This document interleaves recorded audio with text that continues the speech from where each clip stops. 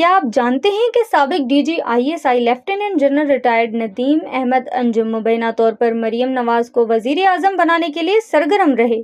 یہ دعویٰ ندیم افضل چند نے ایک انٹرویو میں کیا اور اشارہ براہ راست ان طاقتور شخصیت کی طرف تھا جو اب ریٹائر ہو چکے ہیں۔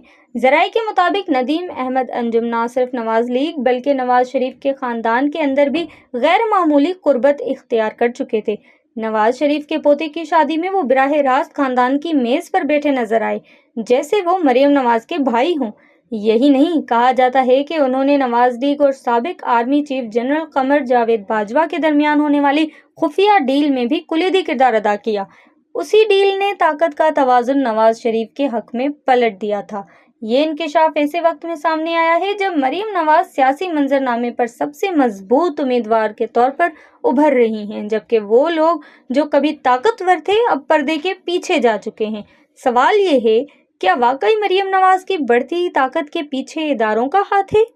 اور اگر یہ درست ہے تو پاکستان کی سیاست میں اگلا باب کتنا ہلچل خیز ثابت ہوگا؟